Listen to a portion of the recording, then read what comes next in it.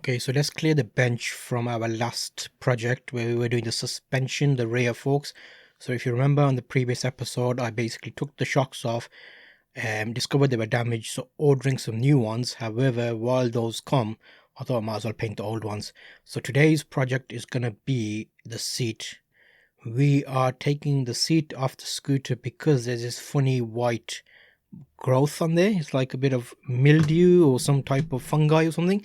So also at some point, if you notice here, it's actually held down with tie clips, and that's because the mounting section is actually not really there. So in a later series, you will see me taking the bodywork off, and the plan is to remount a plate there where I can solidly attach the seat. Max, keeping us company as usual, took the tie clips off, removed the whole seat, and Max is going to be everywhere, so keep an eye on him. And here we go. So now here in this shot you can see the front. You see that little white growth?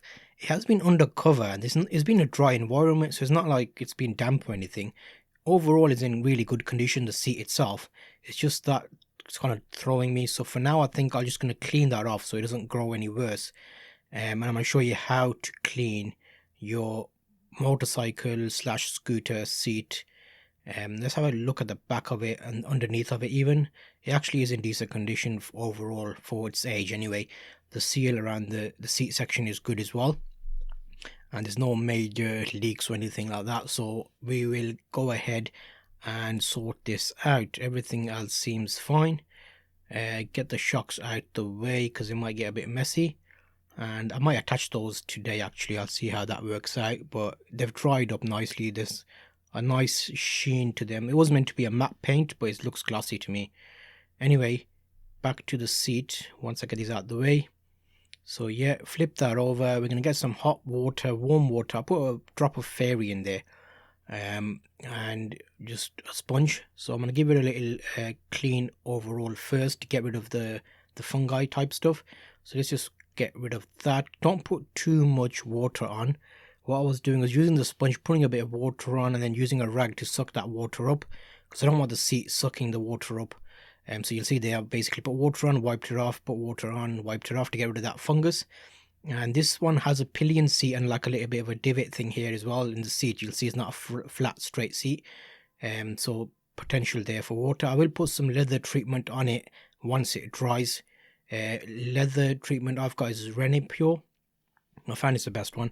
I've got a bit of, I'm sure I did a clip like a good few years ago when I used to ride. I had the rocket jacket and I showed how to look after it and leather clean it, and I had a leather cleaner, which I thought was a bit rubbish, but I'll use it for the seat. I'm sure I've got it in the cabinet somewhere, so you'll see me get that out.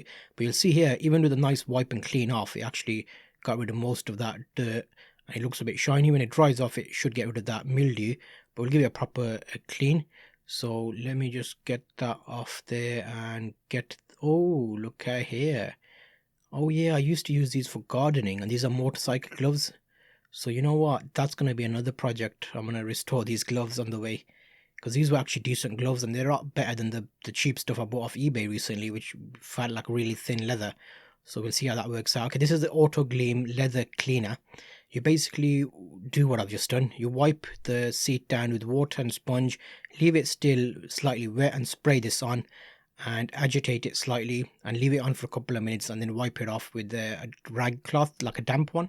So that's all I'm going to do now. You'll see it foam up, and it kind of, it's a light brush here I've got. I'm using that just to make sure I get that mildew out of the seat. So that's a nice little clean there. A bit more spray on there. I will work around the seat in sections. And this is, you'll see it's not dripping with water. It's just enough to let it froth up. I kept reading the instructions to make sure I was doing it right. But it looks like almost like toothpaste kind of thing if you see how it looks. But yeah, then use a rag to wipe it off. Agitate it, and then you keep washing the rag in water and re-wiping the seat with the damp cloth, which you'll see step by step more or less. But yeah, as soon as I did that, I noticed the leather looked a bit more shiny and it had a little bit of a nice feel to it. And looking there, you can see I'm in the back section now. Similar thing. Brush it off and just wipe it away. Warm water will do it, to be honest. You don't want anything else really. I think even with that cleaner I would have been fine, but because I had the cleaner I used it. So here you'll see I'm washing that away now and re-wiping it off and then washing it away again. So you'll see the water in that little tray thing is kind of getting soapy, because this is what the soap is of the leather cleaner. So that looks good to me. Leave that to dry, and that's another project out the way. So the seat's good enough to be usable, and we're going to use this on the scooter. If you're not following the series, make sure to check out the episodes.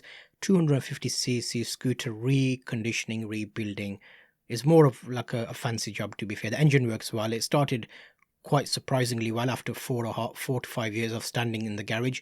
Garage was dry, but follow that series.